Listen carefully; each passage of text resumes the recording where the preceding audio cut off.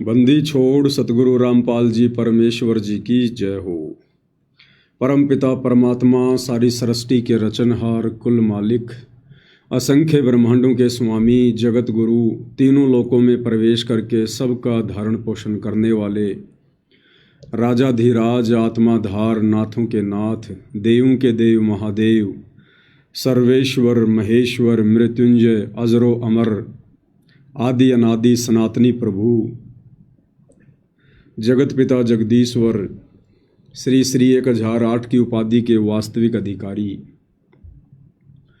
अकाल मूर्त शब्द स्वरूपी राम वासुदेव सर्वगतम ब्रह्म परम पूज्य प्रथम पूज्य परम संत परम पुरुष परम धनी परम दयालु सत्य कबीर हक्का कबीर अल्लाहु अकबर बाखबर अल्लाह ताला जगत के तारणहार जगत के मुक्तिदाता जगत के जगन्नाथ हारे के सहारे हिंदुओं के राम मुसलमानों के अल्लाह सिखों के वाहिगुरु ईसाइयों के मसीह दया के सागर दया निधि करुणा के सागर करुणा निधि स्वयंभू परिभू संकट मोचन कष्ट हरण मंगल करण दुख भंजन अविगत कबीर निर्विकार निर्विषम परमात्मा अलय अलेख सतगुरु आदि अनादि सतगुरु असली मर्यादा पुरुषोत्तम असली राम असली कृष्ण असली घनश्याम असली मुरारी राजाओं के राजा महाराजाओं के महाराजा शहंशाहों के शहंशाह सम्राटों के सम्राट भगवानों के भगवान अल्लाहों के अल्लाह प्रभुओं के प्रभु मसीहाओं के मसीह सच्चे वाहिगुरु बाबाओं के बाबा पीरों के पीर सेठों के सेठ जगत सेठ सावड़सा सेठ सर्वगुण संपन्न अनंत कोटि कलाओं के स्वामी अनंत कोटि ब्रह्मांडों के नायक योगियों में महायोगी ध्यानियों में महाध्यानी सिद्धों में परम सिद्ध ज्ञानियों में तत्वज्ञानी ब्रह्म ज्ञानी महाज्ञानी परम ज्ञानी सर्वश्रेष्ठ ज्ञानी विज्ञानी युवा कबीर समृद्ध कबीर असमवात अमित ओजा सच्चे रहनुमा करीम अल्लाह सुभान अल्लाह दुनिया के अंतिम पैगंबर 8 सितंबर 1951 से गांव धनाना जिला सोनीपत हरियाणा भारतवर्ष की पवित्र भूमि पर प्रकट रियल कल्कि भगवान श्री नारायण साकार हरि श्री बाबा साहिब नूर अनंत परमात्मा सच्चे दरवेश सच्चे बाखबर संत श्रोमणी सतगुरु रामपाल जी परमेश्वर जी के चरण कमल में साध संगति से जुड़े हुए आप और हम सभी सत्सेवक भाई बहनों का अनंत कोटि दंडवत प्रणाम। सत्साई भाई और बहनों, बहुत बड़ी दया बहुत बड़ी मेहर पूज्य गुरुदेव भगवान की परमेश्वर रामपाल जी की, जिनके शुभ आशीर्वाद से विशेष आशीर्वाद से आप और हम सभी साध संगति से जुड़े हुए सत्सेवक भाई बहन हर प्रकार से मर्यादाओं में रहते हुए संघर्ष करते हुए एक साधारण सा जीवन जीते हुए मोक्ष प्राप्ति के लिए सत भक्ति मार्ग पर गुरुदेव के अमर तत्व ज्ञान को आधार बनाकर निरंतर आगे की ओर बढ़ रहे हैं। परमपिता परमेश्वर पूज्य गुरुदेव भगवान सतगुरु रामपाल जी के विशेष आशीर्वाद के बिना भाई और बहनों इस कलयुग की पिछली पीढ़ी में इस शास्त्र अनुकूल सत भक्ति पर एक कदम भी मर्यादाओं के साथ आगे नहीं बढ़ा जा सकता। यदि गुरुदेव भगवान की विशेष रजा हम आत्माओं पर ना हो तो, अन्यथा आप जी देख ही रहे हो आए दिन सोशल मीडिया पर खुद सतगुरु रामपाल जी के वो 90% फॉलोवर जो वर्तमान में सतलोक आश्रमों से जुड़े हुए हैं, देखा देखी की भक्ति कर रहे हैं, भेड़ चाल में चल रहे हैं, उनका कोई स्टैंड नहीं है, कोई उनकी मर्यादा नहीं है, एक भी ऐसा गुरु वचन नहीं उन्होंने जिसकी धज्जियां ना उड़ाई हों। और साध संगति के माध्यम से हजारों की संख्या में वीडियो बनाए जा चुके हैं, उन भाई बहनों तक मैसेज भी पहुंच रहे हैं, वो देख भी रहे हैं समझ भी रहे हैं, उसके बावजूद भी वो सत्य का साथ देने से घबरा रहे हैं और ना ही खुद सत्य रास्ते पर चल पा रहे हैं। तो भाई और बहनों, भले ही वो आत्माएं सतगुरु की शरण में आ गई, उनके कोई पुरबले भाग थे, लेकिन उनके संस्कार अभी कमज़ोर हैं। जो वो आत्माएं सत्य पर नहीं चल पा रही हैं, भीड़ का हिस्सा बनी हुई हैं। और दूसरी तरफ साध संगति से जुड़े हुए भाई बहन हैं, किस कदर वर्तमान समय में भक्ति मार्ग पर अपनी मर्यादा बचाने के लिए फूंक फूंक के कदम रख रहे हैं, फूंक फूंक के। इतना भय, इतना डर उन्हीं आत्माओं को होता है जिन आत्माओं को ज्ञान समझ में आ जाता है, क्योंकि भय बिना भक्ति नहीं होती। और भय उत्पन्न होता है सतगुरु के ज्ञान से, तत्व ज्ञान से। और ये ज्ञान, तत्व ज्ञान उन्हीं आत्माओं के हृदय में समाता है जो सतगुरु प्रेमी आत्माएं होती हैं, जो मोक्ष की अधिकारी आत्माएं होती हैं। आजकल आप जी देख रहे हैं सोशल मीडिया पर देश दुनिया में किस कदर काल और प्रकृति अपना कहर ढा रहे हैं, किस कदर तांडव मचा हुआ है। ये विनाश की शुरुआत धीरे धीरे हो रही है। कुछ ही दिन पहले आपने पंजाब में देखा, पंजाब के अंदर क्या हालात हुए। अभी भी वहाँ लोगों का जीवन सामान्य स्थिति में आने में महीनों लगेगा, महीनों। जिंदगी भर की जोड़ी जुड़ाई संपत्ति, पशुधन, घर, मकान, गाड़ी, घोड़े, अनाज, सब कुछ उनका तबाह हो गया। जो लोग अरस पर बैठे हुए थे, कुछ ही क्षण में वो लोग फर्श पर आ गए। इसके अलावा नेपाल में आप जी ने देखा, रातों रात सरकार का तख्ता पलट हो गया, रातों रात। तो भाई और बहनों, ये उस विनाशकारी समय की शुरुआत है और ये धीरे धीरे अपनी गति को पकड़ेगी। और ये होना ही होना है भाई और बहनों, क्योंकि सारी सृष्टि के मालिक ने, कबीर देव भगवान ने, सतगुरु रामपाल जी ने जब युग परिवर्तन का समय निर्धारित कर दिया सन 2028 से, तो ज़्यादा समय तो बचा ही नहीं है, 3-3.5 वर्ष हैं। और इस युग परिवर्तन में विश्व की ज़्यादातर वो आत्माएं जो नास्तिक हैं,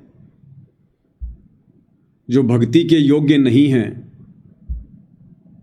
जो भक्ति करने वाले भक्तों के मार्ग में बाधक हैं, जिनके पाप कर्म ज़्यादा हैं, उन सभी आत्माओं का खात्मा होगा। और तभी ये देश और दुनिया आने वाले समय में सतगुरु रामपाल जी को कल्कि भगवान के रूप में जानेगी, पहचानेगी। अन्यथा भाई और बहनों, मानव तन में आए हुए कबीर भगवान सतगुरु रामपाल जी को, जो कि एक सामान्य संत की भांति, एक सामान्य व्यक्ति की भांति दिखाई दे रहे हैं, अगर ये सब कुछ नहीं हुआ तो उन्हें कोई भी परमात्मा मानने वाला नहीं है। और परमात्मा जिस कार्य के लिए आते हैं, समय आने पर परमात्मा उसको सत्य भी साबित करके दिखाते हैं। तो अंत में दुनिया को मानना पड़ेगा, नाक रगड़नी पड़ेगी, अपनी जान की भीख मांगनी पड़ेगी। और परमेश्वर रामपाल जी की शरण के अलावा दूसरा बचाव का कोई भी रास्ता इंसानों को धरती पर दिखाई नहीं देगा। उसके लिए ये तांडव मचना बहुत ज़रूरी है, लाजमी है। इस तांडव के बीच में हम भक्तों ने शिक्षा लेनी चाहिए, हम भक्तों ने विचार करना चाहिए। हम भी इसी दुनिया में रह रहे हैं, इसी समाज का हिस्सा हैं।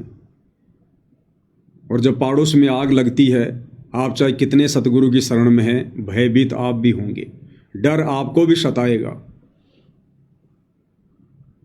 इसलिए आने वाले समय में जो तांडव मचेगा, भगत भी उससे अछूते नहीं रहेंगे। लेकिन जो मर्यादित आत्माएं होंगी, मर्यादित यानी जिस प्रकार से वर्तमान में साध संगति से जुड़कर सत्सेवक भाई बहन जो भक्ति कर रहे हैं,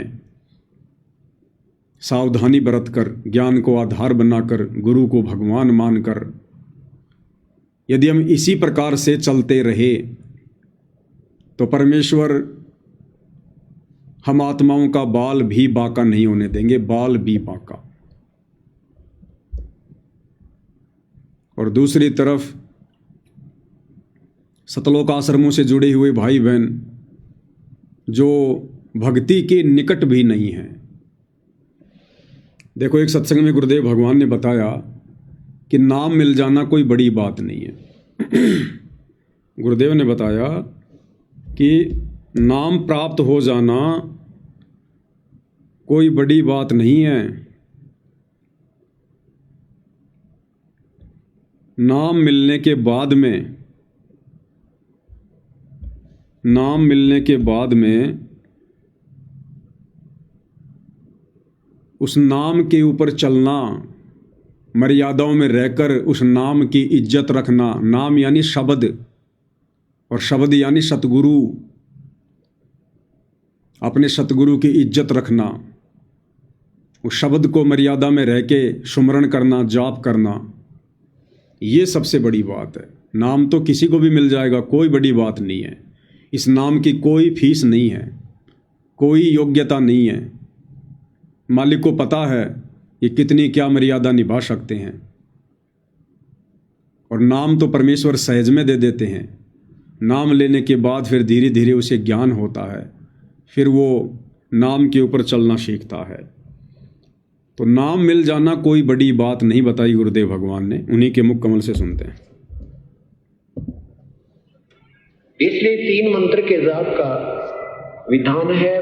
पहला जाप ओम है, एक मंत्र उसमें ओम है, दूसरा तत् मिलकर के ये सतनाम बनता है। इसी को अजप्पा जाप भी कहते हैं, जो श्वासों से सिमरण होता है। ये तत् शब्द तत् मंत्र जो है गुप्त है, ये सांकेतिक है, और सत मंत्र भी सांकेतिक है। ये 2 मंत्र देने का किसी को अधिकार नहीं है। ओम नाम का जाप भी पूरे संत, पूरे ऋषि ही को अधिकार होता है। वो पूर्व परम, वो यहाँ का परम शक्ति होता है। क्या कह रहे हैं परमात्मा? एक छोटा सा पॉइंट और आ गया बीच में गुरुदेव भगवान की महिमा में। क्या कह रहे हैं गुरुदेव कि ओम नाम भी, ये जो ओम नाम है जो ब्रह्म का, ये भी कोई सामान्य संत, सामान्य व्यक्ति नहीं दे सकता है। इस ओम नाम का जाप देने का अधिकारी भी कौन होगा? जो यहाँ की परम शक्ति होगा। यहाँ की परम शक्ति, 21 ब्रह्मांड की परम शक्ति। तो भाई और बहनों, आज ओम नाम का जाप देने के अधिकारी इस पृथ्वी पर कौन है? आप और हमें तो भली भांति पता है, परमेश्वर रामपाल जी हैं। इनके अलावा तो कोई नाम देने का अधिकारी है ही नहीं संसार में। ये जितने भी आचार्य, शंकराचार्य, संत, महंत, ये सब केवल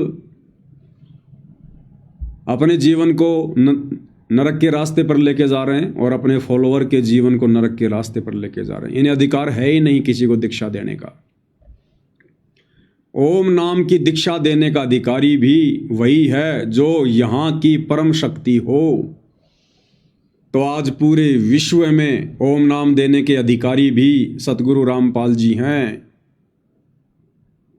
तो यहाँ की परम शक्ति कौन हुई? सतगुरु रामपाल जी।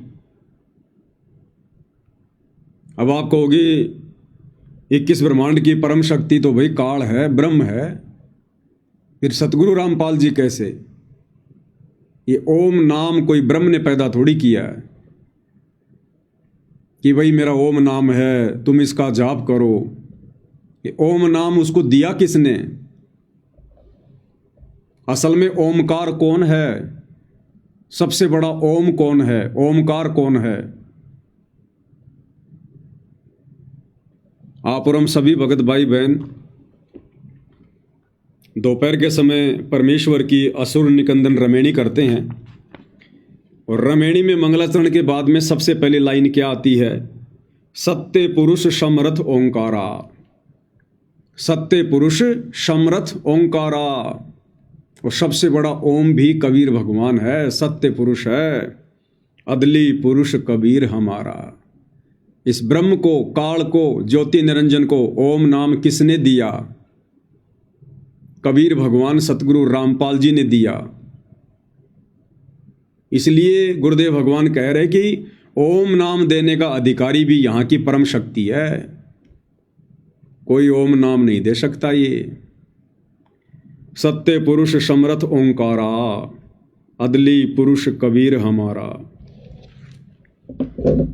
तो क्या कह रहे हैं गुरुदेव कि ओम नाम देने का अधिकारी भी यहाँ की परम शक्ति होती है, अर्थात सतगुरु रामपाल जी ही परम शक्ति हैं तीनों लोकों में। ये तो केवल इनके नौकर हैं। 21 ब्रह्मांड का स्वामी काल एक नौकर बैठा रखा गुरुदेव भगवान ने यहाँ। 7 संख ब्रह्मांड का स्वामी अक्षर पुरुष एक नौकर बैठा रखा गुरुदेव ने। इसी असुर निकंदन रमणी में गुरुदेव भगवान क्या कहते हैं? परमात्मा कहते हैं कि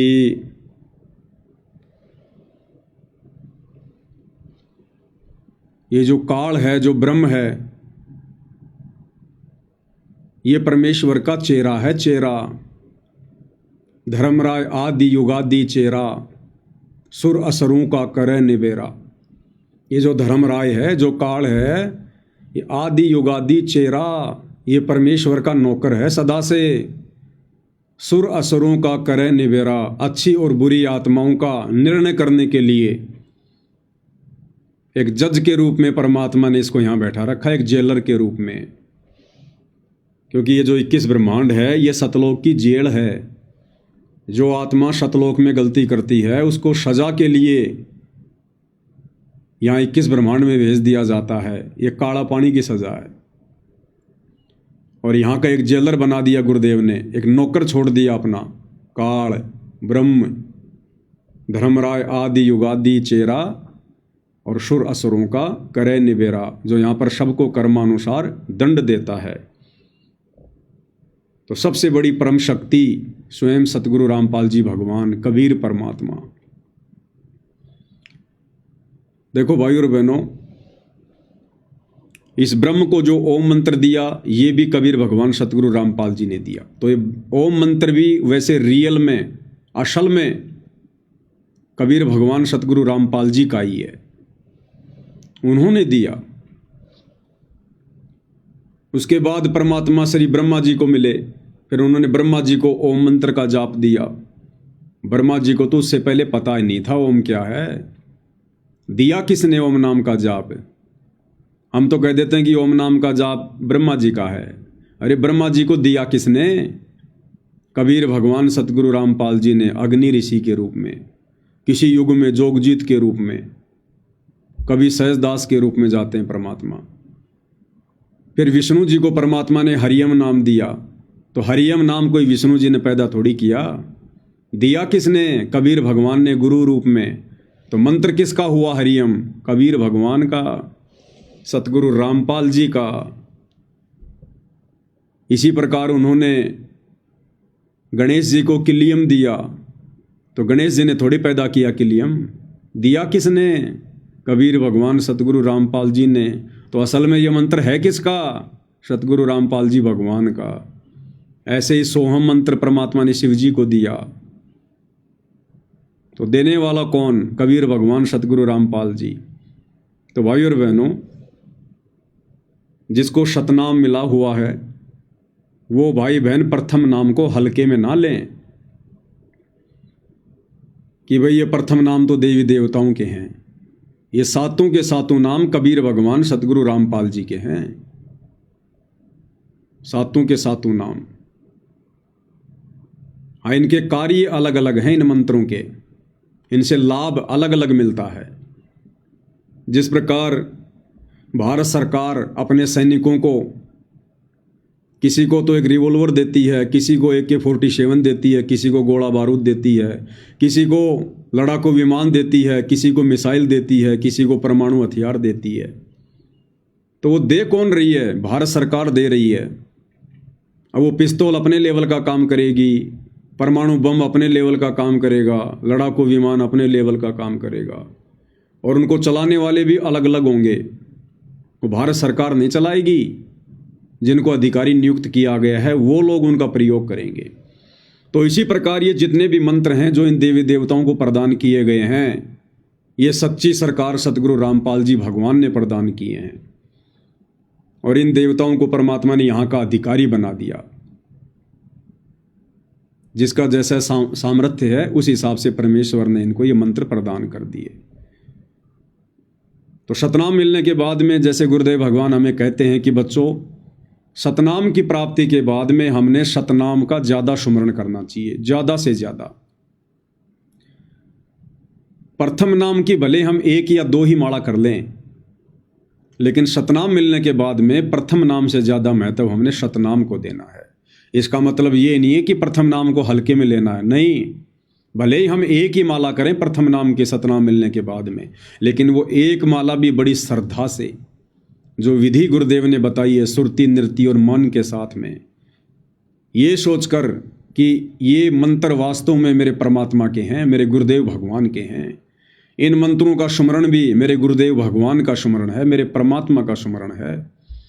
अगर मेरे परमात्मा, मेरे गुरुदेव भगवान ये मंत्र इन देवी देवताओं को प्रदान ना करते, इनके ऊपर दया ना करते, तो ये देवी देवता कहाँ से हमारे को लाभ देते। जड़ अगर पूरे पेड़ को पोषण ना देती तो टहनियाँ कहाँ से होती, टहनियाँ नहीं होती तो फिर फल किसके लगते। तो मैन कौन हुआ? जड़, जो प्रोक्ष है, गुप्त है। जड़ से खाद लेकर, पानी लेकर पूरा पेड़ अपना विकास कर पाया है। तो इसी प्रकार हमने प्रथम मंत्र को भी विशेष श्रद्धा के साथ में, और प्रथम मंत्र तो वैसे भी विशेष श्रद्धा के साथ में जाप करने योग्य है, क्योंकि 7 मंत्रों में जो सबसे पहला मंत्र है, जो गुरुदेव भगवान ने ज्ञान गंगा पुस्तक में सार्वजनिक किया हुआ है, शत सुकृत अविगत कबीर, ये परमेश्वर की पूजा का मंत्र है। यानी यही तो है सार नाम, यही तो है सार शब्द, सब कुछ यही है जो परमात्मा हमें शुरू में दे देते हैं। भाई परमात्मा एक है, उनका मंत्र भी एक ही है, और गुरुदेव ने स्पष्ट कर ही दिया है। वैसे जब जब भूल पड़े पुस्तक में और गरीबदास जी की वाणियों में तो खुल के परमात्मा ने कह दिया कि यो सार शब्द सतगुरु कबीर है, यो सार शब्द सतगुरु कबीर है। तो सतगुरु कबीर कौन है बताओ? आज हमारे गुरुदेव भगवान ही तो हैं सतगुरु कबीर। और कबीर उनके शरीर का नाम थोड़ी है, कबीर उनके शरीर का नाम नहीं है। शरीर तो आप और हमारे हैं, परमात्मा का शरीर थोड़ी है। आप और हमारी तरह हाड़ मांस का शरीर थोड़ी है जो उनके शरीर का नाम होगा कबीर। कबीर उनकी मुक्ति का नाम है, मोक्ष मंत्र है, ये सार शब्द है ये। कबीर यानी गुरुदेव भगवान सतगुरु रामपाल जी। जैसे गुरुदेव सत्संग में कहते हैं कि इस कबीर नाम को यदि आपने वैसे भी स्वाभाविक भी कभी जाप कर लिया तो भी आप पुण्य के भागी बनते हैं। इस कबीर नाम को यदि आपने वैसे भी जाप कर लिया, मुंह से बोल दिया, तो भी हमारे पुण्य बनते हैं, पुण्य। जैसे कि बर्फ को यदि हमने गलती से हाथ लगा दिया वो ठंड की देगी, अग्नि में यदि हमने गलती से हाथ डाल दिया वो जलाएगी। इसी प्रकार कबीर परमेश्वर के मोक्ष मंत्र, कबीर का ये गुण है, स्वभाव है। यदि वैसे भी कोई इस मंत्र का जाप कर लेगा तो भी वो पुण्य का भागी बनेगा। चाहे किसी ने अपने बेटे का नाम रखा है कबीर, भले वो उसको अपने बेटे के रूप में पुकार रहा है, ए कबीर, कहाँ रे कबीर, कबीर कहाँ गया, तो भी उस नाम का जाप करने से वो पुण्य का भागी बन रहा है, अनजाने में भी। इसीलिए भगवान ने अपना वैदिक नाम रखा कबीर देव।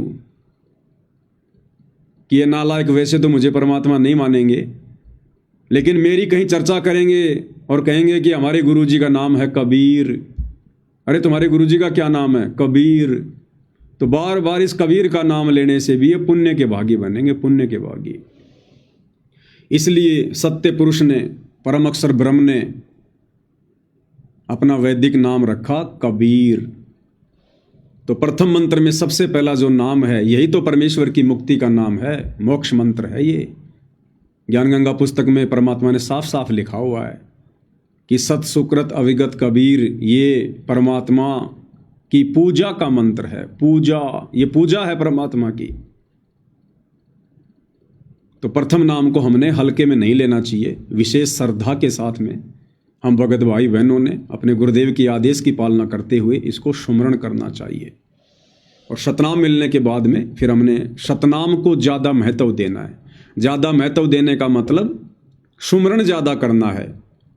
इम्पोर्टेंस तो दोनों की बराबर है, लेकिन फिर हमने सुमरण ज़्यादा शतनाम का करना है, क्योंकि सतनाम के जाप से फिर हमारे कुछ विशेष जो पाप कर्म है वो कटने शुरू हो जाते हैं।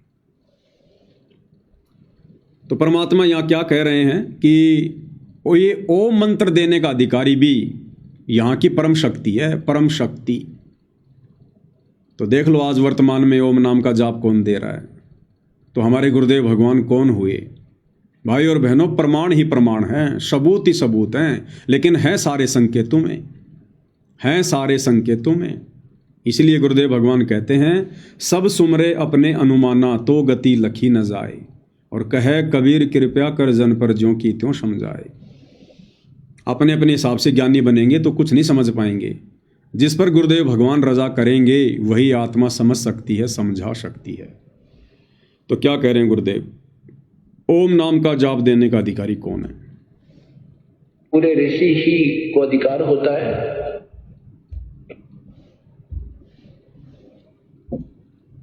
ओम नाम का जाप भी पूरे संत, पूरे ऋषि ही को अधिकार होता है। वो पूर्ण परम, वो यहाँ का परम शक्ति होता है, परम शक्ति। और पूर्ण परमात्मा स्वयं आते हैं या उसका अपना कोई दास भेजते हैं, उनको पूर्ण अधिकार होता है, वो तीनों मंत्र प्रदान कर सकता है। वो भी या तो पूर्ण परमात्मा स्वयं आते हैं या अपना कोई दास भेजते हैं, वही इन मंत्रों को दान करते हैं। तो गुरुदेव भगवान अपने आप को छुपाएंगे ये तो हम सबको पता है। सीधे सीधे तो नहीं कहेंगे कि वो परम शक्ति मैं ही हूँ, वो कबीर भगवान मैं ही हूँ। तो 21 ब्रह्मांड की परम शक्ति ही ये मंत्र दान कर सकती है। अब बताओ भाई और बहनों, फिर हम कैसे मान लें कि सतगुरु रामपाल जी मां के गर्भ से आए हैं? कैसे माने हम? 21 ब्रह्मांड की जो परम शक्ति है, वैसे डॉक्यूमेंट्री शास्त्रों में, कागजों में इस काल को बताया गया, 21 ब्रह्मांड के स्वामी ज्योति निरंजन को। अब भाई और बहनों, क्या आपने किसी शास्त्र में सुना है, पढ़ा है? क्या आपने गुरुदेव भगवान के किसी सत्संग में सुना है कि इस काल का मां के गर्भ से जन्म होता है? मरता तो ये भी है, जन्म तो ये भी लेता है। जब 21 ब्रह्मांड का विनाश होता है तो काल और दुर्गा भी मरते हैं, इनका भी शरीर छूटता है। क्या कभी गुरुदेव भगवान ने बताया इनके माता पिता कौन है? क्या बताया गुरुदेव ने?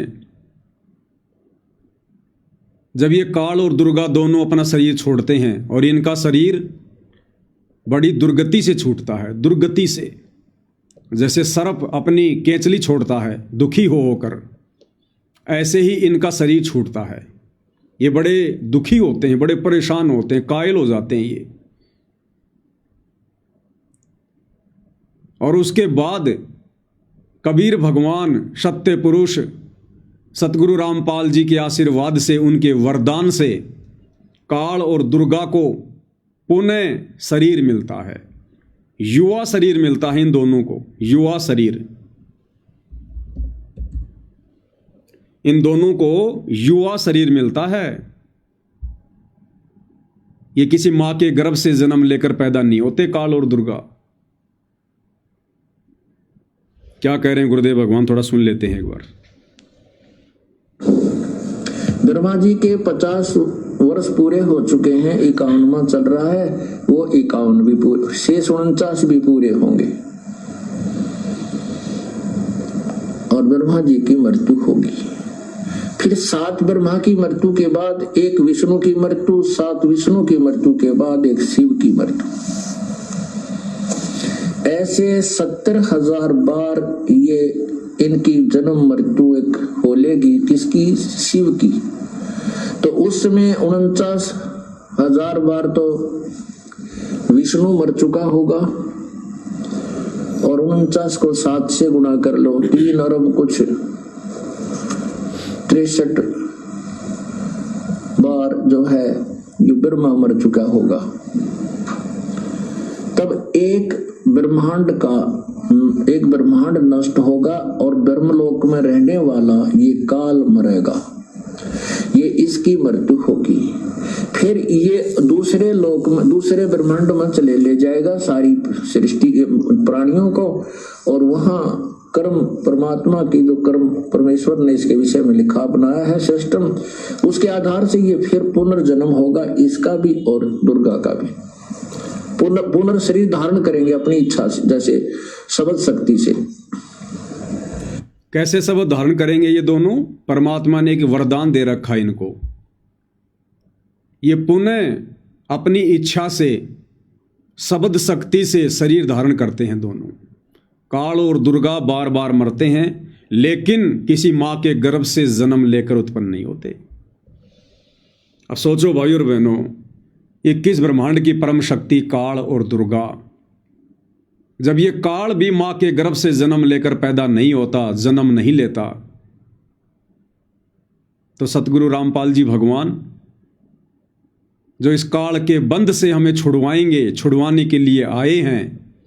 अरे काल के बंध से कौन छुड़वा सकता है? जो काल से बड़ा होगा, जो काल से परम शक्ति होगी, काल से सर्वश्रेष्ठ जो शक्ति होगी,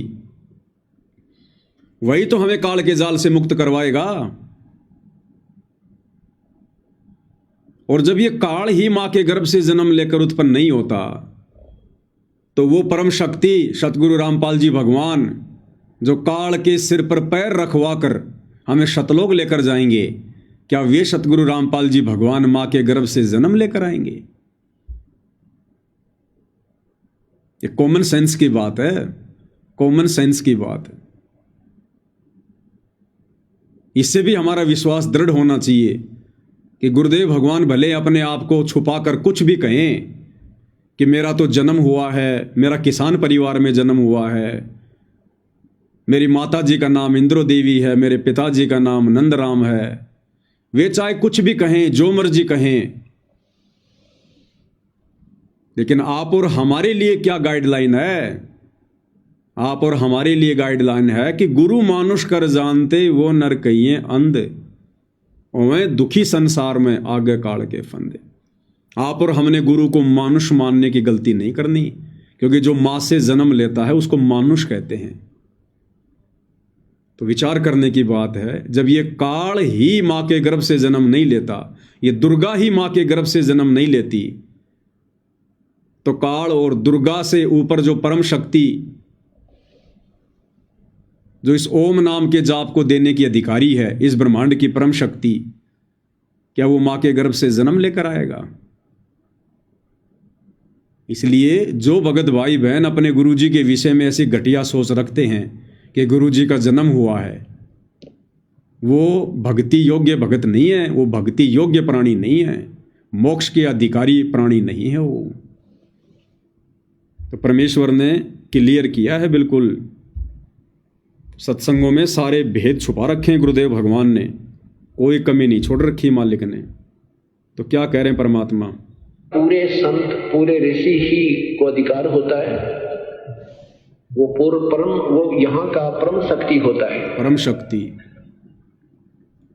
और पूर्ण परमात्मा स्वयं आते हैं या उसका अपना कोई दास भेजते हैं, उनको पूर्ण अधिकार होता है, वो तीनों मंत्र प्रदान कर सकता है, वो भी जिसको आदेश प्रभु का हो। अन्य के द्वारा ये 3 मंत्र भी अगर कोई प्राप्त करता है तो भी वो पार नहीं हो सकता। इन तीनों मंत्रों के प्राप्त होने के उपरांत भी अगर कोई आप मर्यादा भंग कर दोगे, नियम में नहीं रहोगे, तो भी आप फेल हो जाओगे। ऐसा तीनों मंत्र प्राप्त करने के बाद भी यदि आप कोई नियम भंग कर दोगे, मर्यादा तोड़ दोगे, आपकी श्रद्धा में कोई कमी रही, यदि आपने गुरु को मानुष माना, गुरु के अलावा किसी और में परमात्मा देखा, तो भी हम यहीं रह जाएंगे। और आगे फिर गुरु जी क्या कह रहे हैं? परमेश्वर कह रहे हैं कि नाम मिल जाना कोई बड़ी बात नहीं है, एक बार अपॉइंटमेंट होगी तो फिर वो डिसमिस ना होगा। तो ये अनजानपने हम कर करके अभी फेल होते रहे। हमने अंतिम श्वास तक मर्यादा में रहते हुए अपनी मजदूरी करनी है, तभी हमें ये मजदूरी का प्रतिफल मिलेगा, नहीं तो अब्सेंट लग जाएंगी और तनख्वाह मिलेगी उस दिन बहुत कम पैसे मिलेंगे। इसलिए हमें सावधानी बहुत रखनी पड़ेगी। नाम ले लेना कोई बड़ी बात नहीं। क्या कह रहे हैं गुरुदेव? नाम ले लेना कोई बड़ी बात नहीं। ध्यान से सुन लो, बहुत रखनी पड़ेगी। नाम ले लेना कोई बड़ी बात नहीं, क्योंकि आपके पुण्य बहुत अच्छे हैं जो परमात्मा ने स्वीकार किया। उपदेश मिल गया, उसके बाद मर्यादा बहुत जरूरी है, बहुत आवश्यक है। मर्यादा में नहीं रहे तो सारा काम फिर बिगड़ जाएगा। जैसे माता गर्भ को रखे यत्न बनावे, ठेस लगे तक क्षीण होवे, तेरी ऐसे भक्ति जावे। अब भाई और बहनों, पूज्य गुरुदेव भगवान भी बार बार अपने प्रवचनों में मर्यादा के ही पीछे पड़े रहते हैं, मर्यादा के पीछे जोर देते हैं कि बच्चों नाम कोई बड़ी बात नहीं है, नाम कोई बड़ी बात नहीं है। नाम लेकर यदि तुमने मर्यादा नहीं निभाई तो तुम्हारा बना बनाया खेल बिगड़ जाएगा। और दूसरी तरफ ये काल भी भाई और बहनों मर्यादा तुड़वाने के ही पीछे पड़े रहता है। इस काल को भी यही चिंता है, जिस प्रकार सतगुरु को चिंता है कि ये आत्माएं मर्यादा ना तोड़ दें, मर्यादा ना तोड़ दें, इसी प्रकार काल को भी यही चिंता है कि ये आत्माएं मर्यादा में रह के भक्ति ना कर लें, मर्यादा में रह के भक्ति ना कर लें। कैसे मैं इनका समय बर्बाद करवाऊं, कैसे मैं इनकी श्वासें बर्बाद करवाऊं, कैसे मैं इनकी मर्यादाएं तोड़वाऊं। काल इसी बात के पीछे लगा रहता है और यही हम भगत भाई बहनों ने सावधानी बरतनी पड़ेगी वर्तमान में। तो दास कह रहा था कि सतलोक आश्रमों से जुड़े हुए भाई बहन ये भक्ति के निकट भी नहीं है। भले इन्होंने नाम दीक्षा ले रखी है, सार नाम भी ले रखा है, शतनाम भी ले रखा है, लेकिन अभी गुरुदेव भगवान ने क्या बताया कि नाम ले लेना कोई बड़ी बात नहीं है। उसके बाद तो मर्यादा, गुरु वचन, श्रद्धा, समर्पण, भगत के 16 श्रृंगार, 16 आभूषण, उसके बाद तो जी जान लगानी पड़ती है, बुद्धि, विवेक, और इन सब चीज़ों का अकाल पड़ा हुआ है, अकाल आश्रम से जुड़े भाई बहनों में। और इस परीक्षा के समय में, इस भक्ति के समय में आप और हमने श्वासों का ज़्यादा से ज़्यादा सदुपयोग सुमरण में, भक्ति में करना था। और काल कहाँ करवा रहा है? एक छोटा सा वीडियो दिखाते हैं आपको। यह छोटा सा वीडियो है हरियाणा के रोहतक का। और क्या हो रहा है यहाँ पर? संत रामपाल जी के सतलोक आश्रमों से जुड़े हुए फॉलोवर सड़कें साफ कर रहे हैं, कचरा साफ कर रहे हैं, मिट्टी साफ कर रहे हैं, झाड़ू ले लेके, जैसे बाबा राम रहीम की संगत किया करती थी। अरे बाबा राम रहीम की संगत तो कर सकती है, कोई बड़ी बात नहीं है, क्योंकि उनके पास में सतनाम नहीं है, उनको सतलोक नहीं जाना, उनके गुरु तत्वज्ञानी नहीं है, उनके गुरु ने उन आत्माओं को श्वासों की और समय की कीमत नहीं समझाई। तो वो आत्माएं तो कर सकती हैं ये काम समाज की वाहवाही लूटने के लिए, लेकिन सतगुरु रामपाल जी परमेश्वर जी के भक्ति मार्ग में ये फालतू के कार्य करना, ये भक्ति नियमों के विरुद्ध है। परमेश्वर सतलोक से चलकर हमारे से रोड़े साफ करवाने के लिए नहीं आए। देखिएगा किस प्रकार से अपनी अज्ञानता का प्रमाण दे रहे हैं, मूर्खता का प्रमाण दे रहे हैं। सतगुरुदेव जी की जय। परमात्मा की कृपा से आज रोहतक के जीन चौक पर संत रामपाल जी महाराज जी के अनुयायियों के द्वारा सफाई अभियान चलाया जा रहा है, जिसमें बड़ी तादाद में माताएं बहनें भी हैं और भगत भी आए हुए हैं और बहुत जोरों शोरों से सफाई अभियान चलाया जा रहा है ताकि लोगों में भी सफाई को लेकर, स्वच्छता को लेकर और समाज सेवा को लेकर एक जागरूकता फैल सके। तो संत रामपाल जी महाराज के अनुयायी जहां भी समाज सेवा का अवसर होता है सबसे अग्रणी रहते हैं और समाज सेवा करके समाज के प्रति अपनी जिम्मेदारी भी निभाते हैं।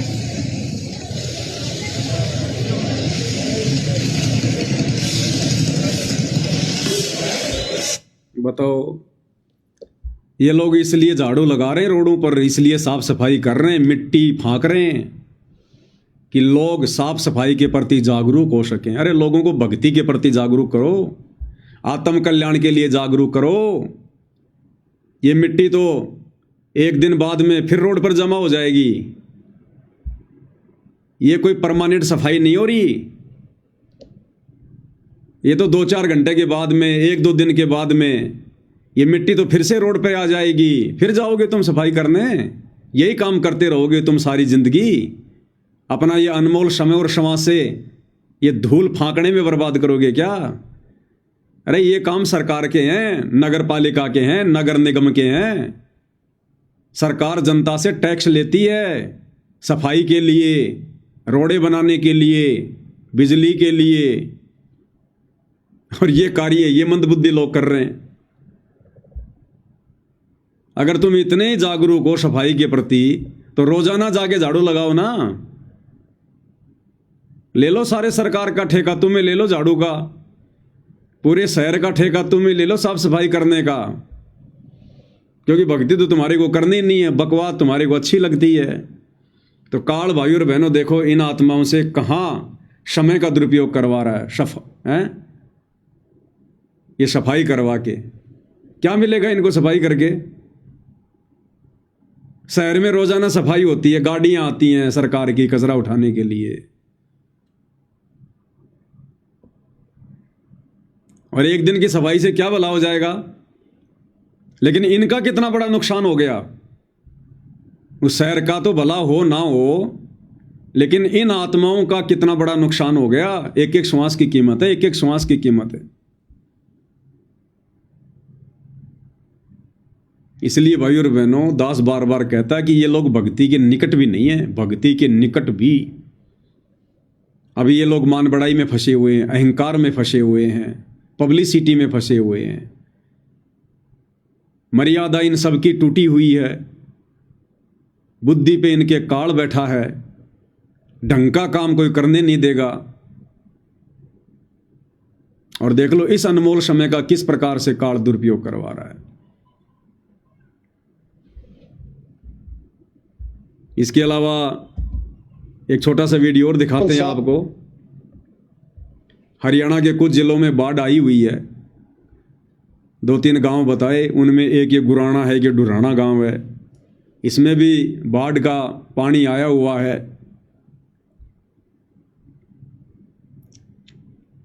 काल भाई और बहनों ऐसी प्रेरणा करेगा, ऐसी प्रेरणा करेगा। इस गांव के सरपंच ने, जिस गांव में ये गुराना गांव है, डुराना गांव है हिसार में, इसमें पानी भरा हुआ है। और इस गांव के सरपंच ने ये लोग कह रहे हैं कि गांव के सरपंच ने वैसे ही मजाक में कह दिया बाबा रामपाल के भक्तों को, वैसे ही मजाक में कह रहे ये एक आधा मकान तो कोई भी बना सकता है, जो तुम ये मकान बना रहे हो ना, ये अन्नपूर्णा, अरे एक आध मकान तो कोई भी बना सकता है, तुम्हारे को जब माने जब हमारे गांव का पानी निकाल दो। देखो काल ने कहां आग लगाई। काल भाई और बहनों ऐसे सूक्ष्म चाल चलता है। इस गांव के सरपंच ने मजाक में कह दिया कि एक आधा मकान तो कोई भी बना दे, कि बड़ी बात है। ये तो बाबा राम रहीम ने भी बहुत बनाए। मारे गांव का बाढ़ का पानी बाहर निकालो तब जाने। बस इतना ही कहना था। और ये शतलोक आश्रम वाले पहुंच गए वहां पर उस गांव में। बोले जी क्या समस्या है आपकी? उन्होंने कह दिया गांव में पानी भरा है, फसलें बर्बाद होंगी, निकालो इस पानी को। तो ये क्या कह रहा है कि मात्र 1.5 घंटे के अंदर, मात्र 1.5 घंटे में सरपंच जी ने मजाक किया था और मात्र 1.5 घंटे में हमारी प्रार्थना का जवाब आ गया। इन लोगों ने कहा जी हम हमारे गुरुजी से प्रार्थना लगाएंगे, और 1.5 घंटे के अंदर इन लोगों ने जवाब दे दिया कि हमारे गुरुजी का आदेश आ गया कि उस गांव की मदद करो, उस गांव का सारा पानी बाहर निकालो। मात्र 1.5 घंटे के अंदर। और भगत समाज के ज्योति पाठ और दान का 50 लाख रुपया पाइप में और मोटर खरीद कर इस गांव को देने में बर्बाद कर दिया इन आश्रम वालों ने। बर्बाद, इसको बर्बाद ही कहेंगे हम भक्ति मार्ग के हिसाब से। इस गांव के हिसाब से तो बहुत बढ़िया काम हो गया, परंतु भक्ति मार्ग के हिसाब से अगर देखा जाए तो जो पैसा बेचारे भक्तों ने अपनी आत्मा के कल्याण के लिए, अपने यज्ञ संपूर्ण करवाने के लिए ज्योति के नाम पर दिया था, पाठ के नाम पर दिया था, तो ज्योति के पैसे की ज्योत जलनी चाहिए, पाठ के पैसे का पाठ होना चाहिए। और यहां वो भक्तों का पैसा कहां बर्बाद कर दिया इन्होंने? इस गांव के लिए 50 लाख रुपए की मोटर और पाइप खरीद कर देने के लिए। क्या कह रहे हैं भाई साहब, सुनिएगा कि हम लोगों ने तो मजाक मजाक में कहा था और इन्होंने तो 1.5 घंटे में बोले जी यो काम हम कराएंगे, अब सारा का सारा तुम्हारा। क्या कह रहा है? सरपंच साहब ने एक हंसी मजाक के तरीके से ये बात कही होगी शायद। ये कह रहा है, ये सरपंच प्रतिनिधि है वहां का, और ये कह रहा कि सरपंच साहब ने एक हंसी मजाक के हिसाब से बात कही थी और इन्होंने तो सीरियस ले लिया उस बात को। सरपंच साहब ने एक हंसी मजाक के तरीके से ये बात कही होगी शायद कि भाई एक मकान तो कोई भी बना दे, मेरा तो गांव बाढ़ से पीड़ित है, आप गांव का पानी उतारो।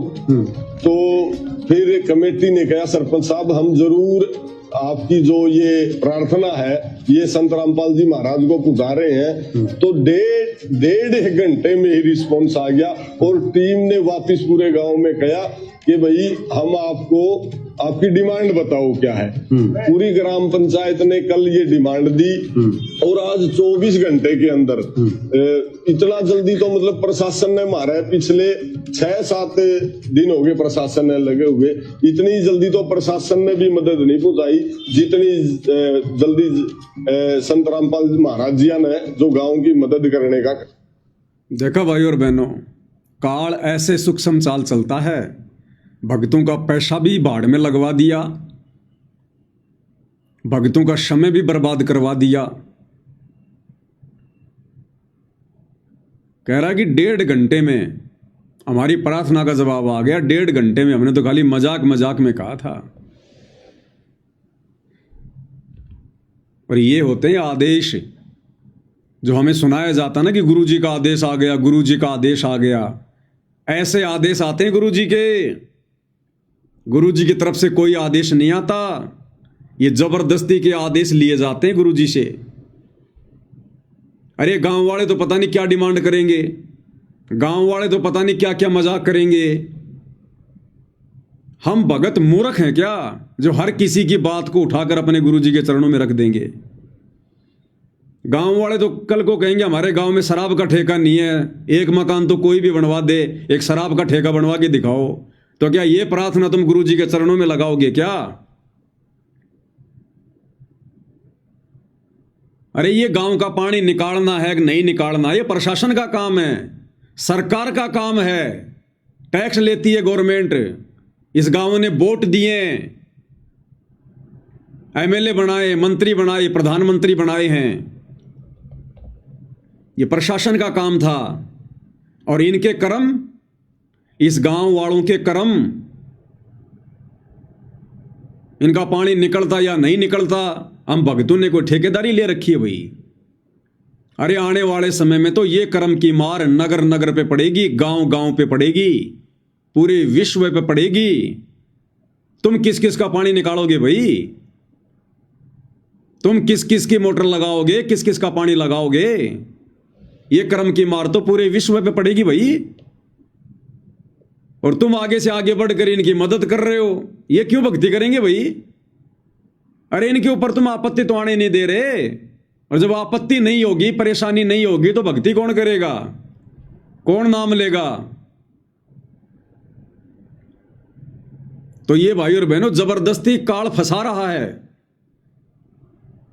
इन कुपात्रों को जो पैसा दिया है भगत समाज ने ज्योति और पाठ का इस परीक्षा के समय में, उसका दुरुपयोग करवा रहा है काल। तो ऐसे होते हैं इनके आदेश आश्रम वालों के, गुरु जी की तरफ से कोई आदेश नहीं आते। इन्होंने जबरदस्ती जाकर प्रार्थना लगाई है कि गुरु जी ऐसे ऐसे उस गांव में पानी भर गया, और गांव वाले कह रहे हैं कि हमारा पानी निकालो। तो भैया परीक्षा का समय है, परीक्षा के समय में विद्यार्थी टीचर से कहेगा कि गुरु जी मैं भारत की राजधानी दक्षिण अफ्रीका लिख दूं क्या? तो गुरु कहेगा बेटा लिख दे, देरी मत कर। गुरु सच्ची नहीं बताएगा परीक्षा के समय में। विद्यार्थी जैसा चाहेगा वैसा ही जवाब देगा गुरु। तो ये हैं इनके आदेश, जिन आदेशों पर आंख बंद करके ये नादान संगत चल रही है, अपना समय और क्षमा से बर्बाद कर रही है। और दूसरा विचारणीय विषय भाई और बहनों, दूसरा विचारणीय विषय अगर तुम्हारी आंखें खुल जाएं तो, बेचारा दुखी भगत समाज जब अपनी प्रार्थना लगाता है तो क्या कहा जाता है? भगत जी आपकी प्रार्थना का जवाब 3 दिन बाद आएगा, 2 दिन बाद आएगा, 24 घंटे बाद फोन करना, फलानी तारीख को फोन करना। जो बेचारा भगत समाज भक्ति कर रहा है, इन आश्रम वालों को बकवाद करने के लिए धन दे रहा है, उन बेचारे भक्तों की प्रार्थना का जवाब तो 3 दिन में, सप्ताह भर में। और ये गांव वाले निगुरे भक्तिहीन प्राणी, इनकी प्रार्थना का जवाब मात्र 1.5 घंटे में, इनकी प्रार्थना का जवाब केवल 1.5 घंटे में, और साथ में समाधान भी तुरंत समाधान। 50 लाख रुपए के पाइप और मोटर लेकर पहुंच गए तुरंत। और भक्तों की प्रार्थना का जवाब 3 दिन में, और समाधान क्या बताया जाता है? गुरु जी का आदेश है पाठ करवा दे 25,000 का, ज्योति करवा दे 2500 रुपए की। भक्तों के साथ में तो ये धोखाधड़ी। और ये जगत वाले भक्तिहीन प्राणी, जिनके पास भक्ति का टपका भी नहीं है,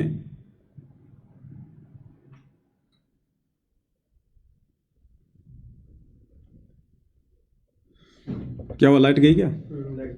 लाइट भी बंद हो गया? लाइट तो चल रहा है भाई और बहनों, थोड़ा लाइट चली गई है, थोड़ा लाइट वाइट जलाते हैं। है क्या लाइट?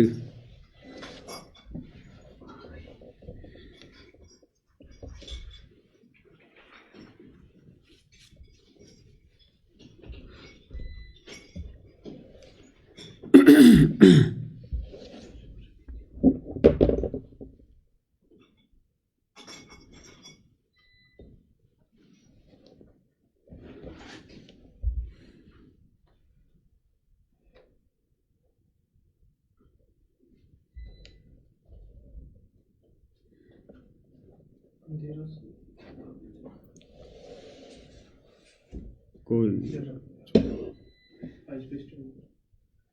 थोड़ा अंधेरा सही चल, कोई बात नहीं।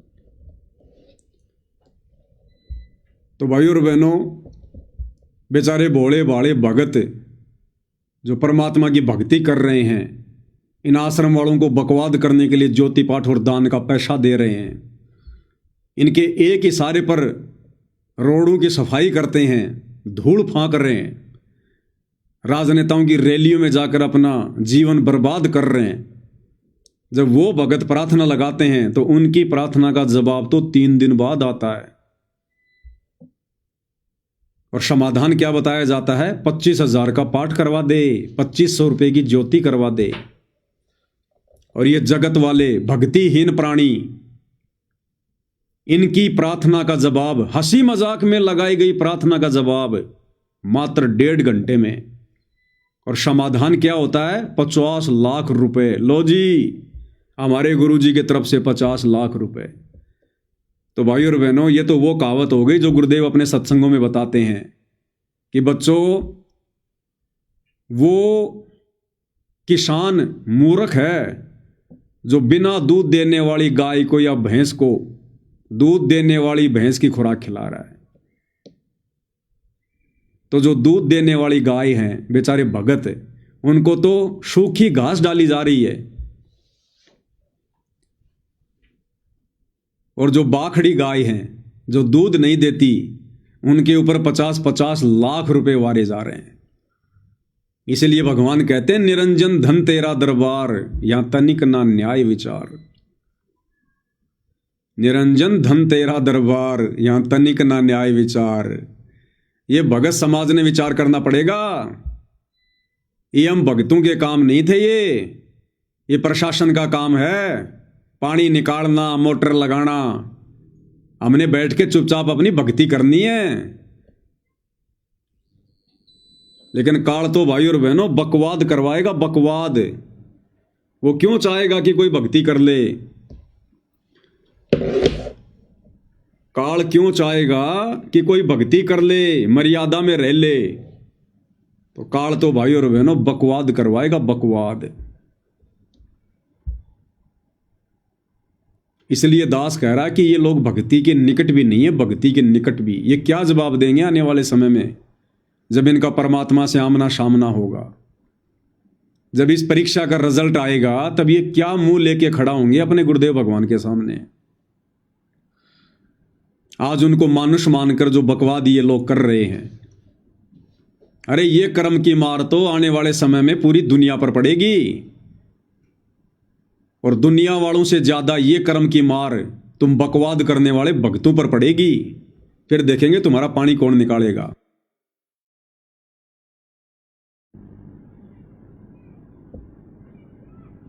तो कल को जब गुरुदेव भगवान आएंगे, क्या मुंह लेकर खड़े होंगे ये लोग? क्या जवाब देंगे ये लोग? आज उनको मानुष मानकर बकवाद कर रहे हैं। इनको डर नहीं है कि हमें भगवान देख भी रहा है, हमारी बकवादों को भगवान देख रहा है। हम बार बार जगत वाले लोगों की व्यर्थ की प्रार्थनाएं ले जाकर परमात्मा के सामने रख देते हैं। इस परीक्षा के समय में वो परमात्मा हमारे पीछे से अपने माथे में 3 थप्पियां मारता होगा कि मैंने किन गधों को गीता जी का ज्ञान दे दिया। ये गीता ज्ञान, ये तत्व ज्ञान अगर मैं किसी गधे को देता तो 30 साल में तो वो भी बैकुंठ जाने को तैयार हो जाता। और ये तो नरक की तैयारी कर रहे हैं, नरक की तैयारी। तो आज इनको डर नहीं है भाई और बहनों, जरा भी, बिल्कुल भी, कि कर को उस परमात्मा से आमना सामना भी होगा। फिर क्या जवाब देंगे? इस धरती पर तो कितनी बकवाद कर लो, जब त्रिकुटी पर जाओगे यही बाप मिलेगा, यही परमात्मा, यही सतगुरु। वहां क्या जवाब दोगे? वहां तुम्हारी बकवाद नहीं चलेगी। त्रिकुटी पर जाकर यह परमात्मा किसी का जीजा, साड़ा, फूफा, मामा, पिता, पति नहीं रहता। यहां तो तुम इसको मानुष मान के अपनी रिश्तेदारियों में बांध के कुछ भी कर लो। जब त्रिकुटी पर जाओगे ना, तो त्रिकुटी पर यह नहीं सुनेगा तुम्हारी। वहां से सीधे रिजेक्ट हो जाओगे, सीधे रिजेक्ट। और ये काल हमें यहां पर बांध रहा है। ये दोगला आचरण, भक्तों को 25,000 का पाठ और 3 दिन में प्रार्थना का जवाब, और जगत वालों की प्रार्थना का जवाब 1.5 घंटे में, और 50 लाख रुपए की मदद। इसलिए भाई और बहनों, अपने एक शब्द में पूज्य गुरुदेव भगवान ने हमें चेताया है, हमें बताया है। गुरुदेव भगवान ने बताया कि एक बार मीराबाई जब नगरी को छोड़कर भक्ति के लिए वृंदावन चली गई थी, तो साधु संतों के साथ में रहने लगी, वहीं सोने लगी। हालांकि देख रेख उसकी परमात्मा कर रहे थे। अपनी आत्माओं के साथ परमात्मा रहते हैं, भले हमें ना दिखाई दे। तो मीराबाई राजघराने से थी, राठौड़ परिवार से थी, शकल से भी सुंदर थी, युवा थी। तो जहाँ वो रह रही थी वृंदावन में, वहाँ एक निकम्मे संत की कुदृष्टि पड़ गई। रात्रि को सोते समय वो मीराबाई के साथ में बकवाद करने की कोशिश करने लगा। तो मीराबाई ने जैसे तैसे करके अपनी इज्जत बचाई और दूसरे दिन जब प्रवचन हो रहा था, वो व्यक्ति वहाँ आगे बैठा हुआ था और जब मीराबाई का नंबर आया और जब मीराबाई सत्संग करने लगी तो उस व्यक्ति ने पहचान लिया कि ये तो वही है रात वाली, और तूने तो इसके साथ में बकवाद करनी चाहिए थी और अब ये सबके सामने बताएगी और यहाँ लोग तेरी जूतों से पिटाई करेंगे। तो मीराबाई को देखते ही उस निकम्मी आत्मा ने, जो सबसे आगे बैठा हुआ था, उसने नीची गर्दन कर ली, नीची शर्मा गया, वो पानी पानी हो गया, पसीना आ गया। तो मीराबाई उसको क्या कहने लगी, सत्संग में तू शर्मावे तेरे माड़े भाग से भाई रे, जहां ब्रह्मा विष्णु महेश देखे थे तनकती शर्म ना आई रे। सत्संग में तू शर्मावे तेरे माड़े भाग से भाई रे, जहां ब्रह्मा विष्णु महेश देखे थे तनकती शर्म ना आई रे। ठीक इसी प्रकार भाई और बहनों, जब कल गुरुदेव भगवान के आगे इन शतलोक आश्रम वालों का आमना सामना होगा, जब परमात्मा सवाल जवाब करेगा, या त्रिकुटी पर जब सतगुरुदेव भगवान से आमना सामना होगा, सवाल जवाब होंगे, तब ये क्या जवाब देंगे? ये भी उस निकम्मी आत्मा की तरह शर्माएंगे, पसीने पसीने हो जाएंगे कि रे जिस समय तुम बकवाद कर रहे थे तब तुम्हारे को शर्म क्यों नहीं आ रही थी? ये कौन से भक्ति कार्य थे? परमात्मा कहेगा जब मैं नीचे ज्ञान दे रहा था, सतगुरु बन के गया था। देखना भाई, फिर से गई लाइट।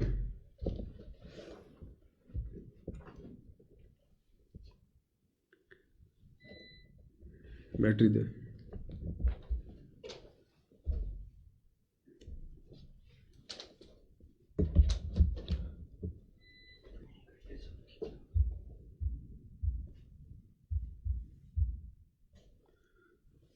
तो जब हम कल को त्रिकुटी पर जाएंगे तब यही सतगुरुदेव भगवान मिलेंगे और वहां सवाल जवाब करेंगे।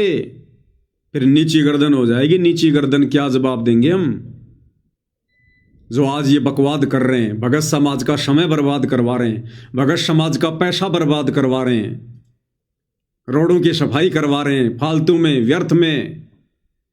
अरे ये समय भक्ति करने का था, परमात्मा में ध्यान लगाने का था, गुरु को प्रसन्न करने का था। और गुरु प्रसन्न रोडों पर झाड़ू लगाने से नहीं होता। गुरु प्रसन्न होता है मर्यादा में रहकर भक्ति करने से, बुद्धि विवेक का इस्तेमाल करने से। ये गांव का पानी तो आज नहीं तो 2 दिन बाद में सरकार निकाल देती, नहीं तो गांव वाले खुद अपनी व्यवस्था करते। वो तुम्हारे भरोसे बैठे रहते क्या? उन्होंने तो खाली एक मजाक किया था, कोई सीरियस होकर थोड़ी कहा था गांव वालों ने कि तुम पानी निकालो ही, तुम पानी नहीं निकालोगे तो गांव वाले मर जाएंगे, ये थोड़ी कहा था। हंसी मजाक में कहा था, अन्यथा गांव वालों ने तो अपनी व्यवस्था करनी थी भाई। तुम ना करते, वो तो करते ही करते अपनी। लेकिन काल ने बीच में टांग फंसवा दी, बीच में टांग जबरदस्ती। उसने तो मर्यादा तोड़वानी है, मर्यादा। तो कल को फिर क्या जवाब दोगे? फिर परमात्मा भी यही कहेगा, सत्संग में तू शर्मावे तेरे माड़े भाग से भाई रे, जहां ब्रह्मा विष्णु महेश देखे थे तनकती शर्म ना आई रे। कि हे नालायक आत्माओं, जिस समय तुम बरवाला कांड के बाद ये बकवादे कर रहे थे, उस समय मैं हिसार जेल में बैठा बैठा सब कुछ देख रहा था। तब तुम्हें शर्म क्यों नहीं आई? तब तुम क्यों बढ़ चढ़ के बकवादे कर रहे थे? और अब तू पसीने पसीने हो रहा है। मूल कमल में गणेश का वासा, या सतगुरु ने समझाई रे, स्वाद चक्र में ब्रह्मा रहते संग सावित्री माई रे। मेरा भाई उस निकम्मी आत्मा को कह रही है संकेतों में कि नालायक इंसान, जब तू मेरे साथ में छेड़छाड़ करने का प्रयास कर रहा था, अरे उस समय तेरे को शर्म क्यों नहीं आई? इसी शरीर में ये भगवान बैठे हुए थे, मूल कमल में गणेश जी बैठे हुए थे, वो देख रहे थे वहां पर सारा सब कुछ, तेरे को उस भगवान से शर्म क्यों नहीं आई? और आज तू मेरे सामने शर्मा रहा है कि अब ये सबके सामने बताएगी तो तेरी पिटाई होगी। मेरे से तू शर्मा रहा है, घबरा रहा है, और जहां भगवान देख रहा था तेरे को मूल कमल में बैठकर, तब तुझे शर्म नहीं आई? तो त्रिकुटी पर जाकर इनकी नीची गर्दन हो जाएगी आश्रम वालों की। तब भगवान कहेगा, अरे गधे, जब मैं धरती पर था तब तो तू मेरे को मानुष मान रहा था, एक गुरु मान रहा था, उस समय तुझे डर नहीं बना, तुझे शर्म नहीं आई, और अब तू शर्मा रहा है। मूल कमल में गणेश का वासा, या सतगुरु ने समझाई रे, स्वाद चक्र में ब्रह्मा रहते, संग सावित्री माई रे। और श्वास चक्र में बैठे हुए ब्रह्मा जी और सावित्री देख रहे थे, तब तुझे शर्म क्यों नहीं आई? नाभि कमल में विष्णु विशंबर, जाके 3 लोक ठुकराई रे, वहीं लक्ष्मी माँ देखे थी, तन जो जो कुबद कमाई रे। तो जो जो कुबद ये आश्रम वाले आज कमा रहे हैं, बरवाला कांड के बाद पथ भ्रष्ट कर दिया इन्होंने परमेश्वर की आत्माओं को, मर्यादा तुड़वा कर। कल को जवाब देना पड़ेगा इन सब का। सत्संग में तू शर्मावे, तेरे माड़े भाग से भाई रे, जहां ब्रह्मा विष्णु महेश देखे थे, तन कति शर्म ना आई रे। हृदय कमल में महादेव देवा, जिन अटल समाधि लाई रे, वहीं पार्वती माँ देखे थी, तन के सोची अन्यायी रे। ऐसे ही जवाब लेगा परमात्मा त्रिकुटी पर,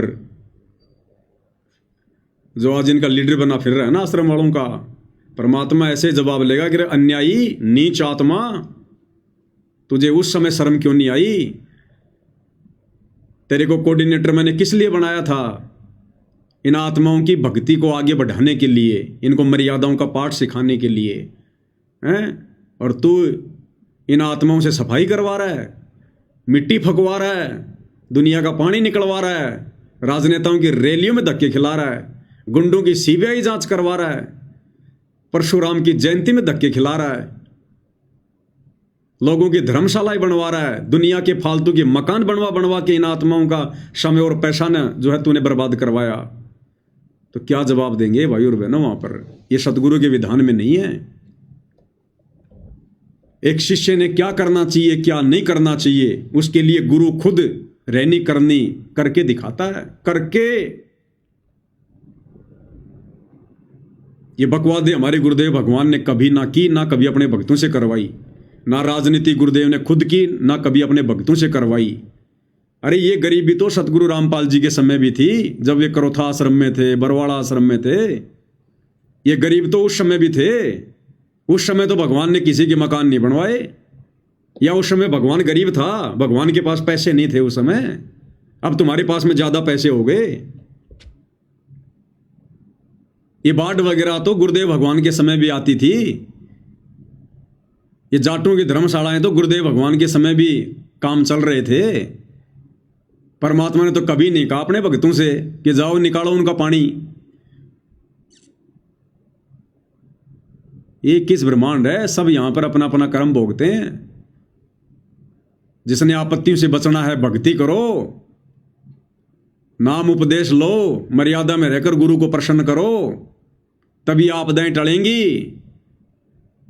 तुम एक जगह का पानी निकालोगे, 50 जगह बाढ़ आएंगी। कहां कहां का पानी निकालोगे तुम? कल को तुम्हारे खुद के घर डूबेंगे तब क्या होगा? तुम्हारी खुद की जान पे आफत आएगी तब क्या होगा?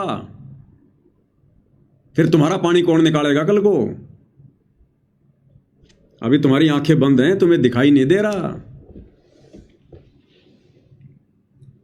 कंठ कमल में तोहे बताऊं बसै अविद्या माई रे, त्रिकुटी कमल में सतगुरु कबीर रहते पूर्ण समर्थ साईं रे। कि त्रिकुटी कमल में बैठा हुआ वो कबीर भगवान सतगुरु रामपाल जी भी देख रहा था और देख रहे हैं वर्तमान में परमात्मा इन सारी बकवादों को। सत्संग में तू शर्मावे तेरे माड़े भाग से भाई रे, जहां ब्रह्मा विष्णु महेश देखे थे तन कति शर्म ना आई रे। सहस कमल में निरंजन जोगी दे घंटा शंख सुनाई रे, शंख कमल में दर्शन कर ले सत्य पुरुष आप गोसाई रे। सत्संग में तू शर्मावे तेरे माड़े भाग से भाई रे, जहां ब्रह्मा विष्णु महेश देखे थे तन कति शर्म ना आई रे। गुरु रामपाल जिन मेहर कर दी दिया नाम जहाज बिठाई रे, बागपुर बले जगे दास के गुरु चरणों में लोलाई रे। गुरु रामपाल जिन मेहर कर दी दिया नाम जहाज बिठाई रे, बागपुर बले जगे दास के गुरु चरणों में लोलाई रे। ये भाग जगह हैं साध संगत वालों के, सत्सेवक भाई बहनों के, जो इन बकवादों से हटकर, क्योंकि हमें धर्म कर्म की जानकारी दे दी गुरुदेव ने कि बच्चों ये कर्म भूमि है, यहाँ सब अपने अपने कर्म भोगते हैं।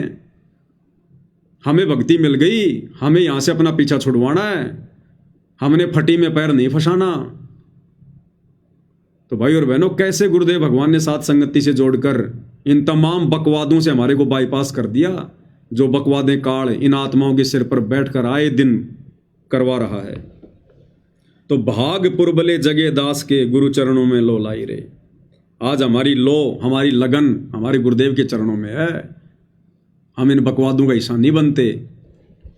सत्संग में तू शर्मावे तेरे माड़े भाग से भाई रे, जहां ब्रह्मा विष्णु महेश देखे थे कति शर्म ना आई रे। तो क्या कह रहा है इस भाई की बात को एक बार फिर से सुन लेते हैं। कह रहा हमने तो मजाक मजाक में, सरपंच साहब ने ऐसे ही हंसी मजाक में कह दिया, बोला भाई ये एक आधा मकान तो कोई भी बना दे, ये हमारा गांव का पानी निकाल के दिखाओ, तब जाना था ने। तो काल तो तैयार बैठा था, तुरंत इंजेक्शन लगा दिया और बेमतलब की प्रार्थना इन्होंने जाकर गुरुजी को बताई या नहीं बताई, इनका कोई विश्वास नहीं है इनका। ये तो खुद ही गुरु बने हुए हैं, खुद ही गुरु बन के बैठे हुए हैं। साहब ने एक हंसी मजाक के तरीके से ये बात कही होगी शायद कि भाई एक मकान तो कोई भी बना दे, मेरा तो गांव बाढ़ से पीड़ित है, आप गांव का पानी उतारो।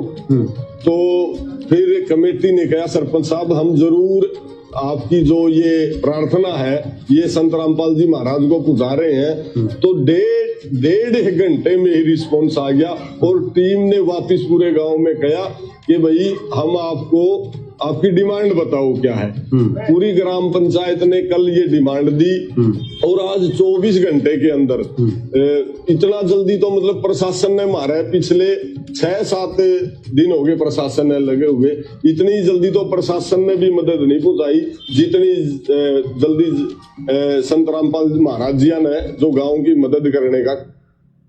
अब भाई और बहनों विचार करो, अब इन लोगों का एक जवाब होगा, इस वीडियो के बारे में कोई सवाल करेगा इनसे कि भाई तुम भक्तों ने क्या मतलब था। वैसे तो सवाल कोई करता ही नहीं इन लोगों से, वैसे तो सवाल कोई करता ही नहीं है। पूरी संगत के सिर पर काल बैठा है, कौन लट खाने का काम करे भाई सवाल जवाब करके। तो सवाल जवाब तो कोई करता ही नहीं है इन लोगों से, तभी तो इनके हौसले बुलंद हो रहे हैं। और अगर कोई करने की हिम्मत करेगा थोड़ी बहुत तो उसको पवनदास दिखाई दे जाता है कि भाई तेरे साथ भी पवनदास जैसी बनेगी, अपना चुपचाप बैठ जा घर पे। तो सवाल जवाब तो इनसे कोई करता नहीं, तभी तो इनके हौसले बुलंद हो रहे हैं। और अगर इनसे कोई सवाल भी कर ले एक आधा भूला भटका नया प्राणी, तो क्या जवाब देंगे? अरे वो ऐसे तो जुड़ेंगे ज्ञान से, ऐसे तो जुड़ेंगे गुरुजी से, ऐसे तो नाम लेंगे गुरुजी से।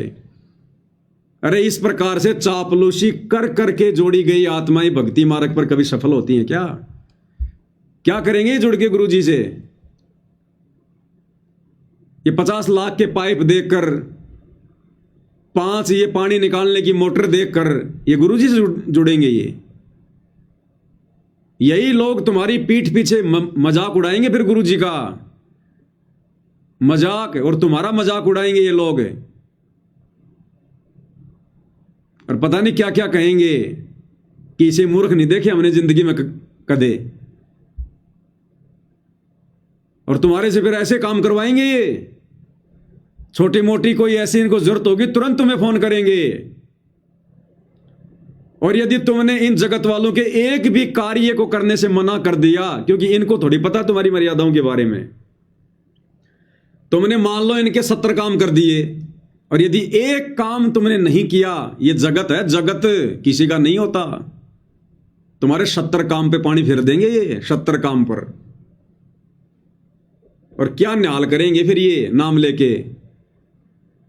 अरे ज्ञान समझ के थोड़ी नाम लेंगे फिर ये तो ये सोच कर लेंगे कि बाबा रामपाल ने हमारे गांव की मदद करी, चलो ले लेते हैं नाम, देखांगे। और कौन सी मर्यादा निभाएंगे फिर ये?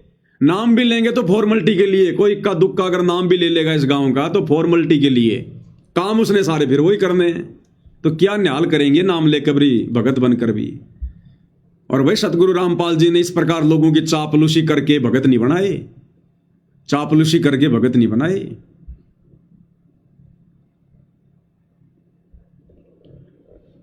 तो भाई और बहनों, आप और हम सत्सेवकों के ऊपर परमात्मा की बहुत बड़ी मेहर है, बहुत बड़ी रजा है।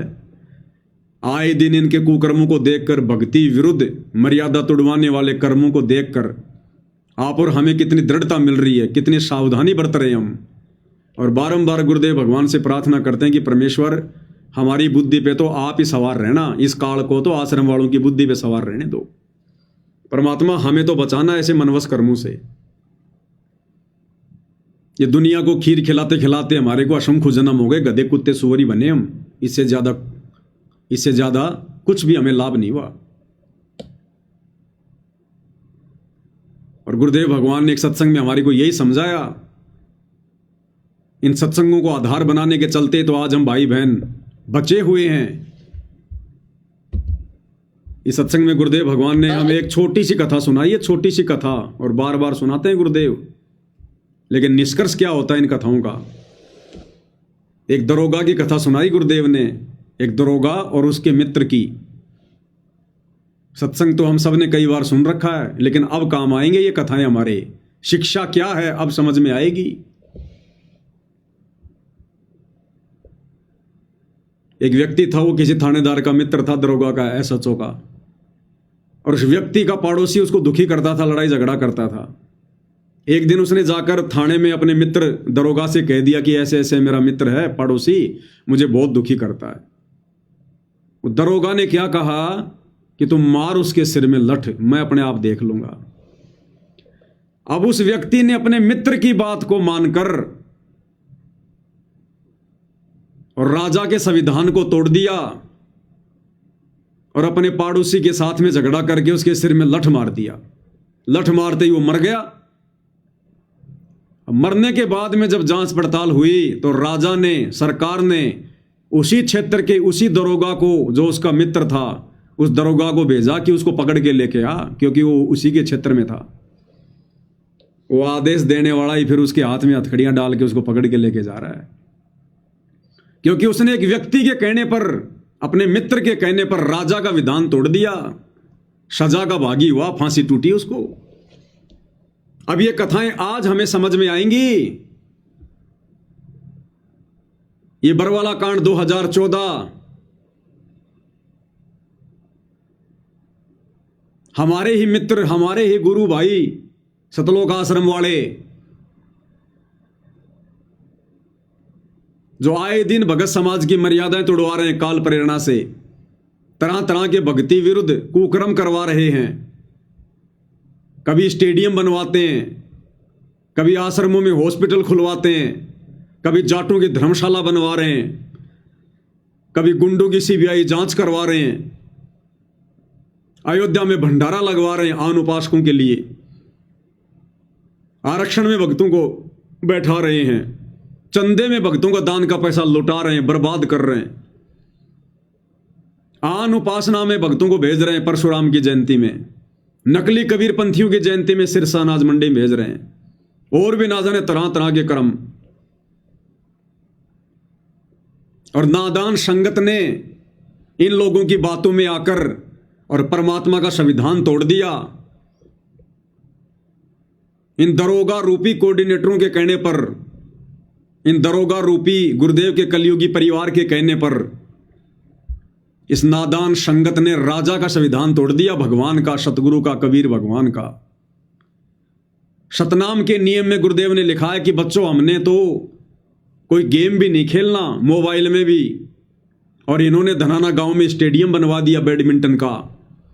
दरोगा के कहने से राजा का विधान तोड़ दिया। बार बार आपको ये बातें दास ने बताई है, बताता रहता है। और अंत में फिर क्या बनेगी इनके साथ में? उस व्यक्ति ने भी बड़ी खुशी खुशी अपने मित्र दरोगा की बात मानकर और पड़ोसी के सिर में लठ मारा था, फांसी टूटी उसको, फांसी। आज ये नादान संगत इन कोऑर्डिनेटरों के कहने पर, गुरुजी के परिवार के कहने पर हंसी हंसी, खुशी खुशी राजनीतियों में जा रही है, दुनिया भर के पाखंड कर रही है, इनके कुकर्मों में सहयोग कर रही है। कल को सजा भोगनी पड़ेगी, क्योंकि तुम सतगुरु का संविधान तोड़ के काम कर रहे हो। ये नहीं बचाएंगे तुम्हें, ये तो साइड में हो जाएंगे।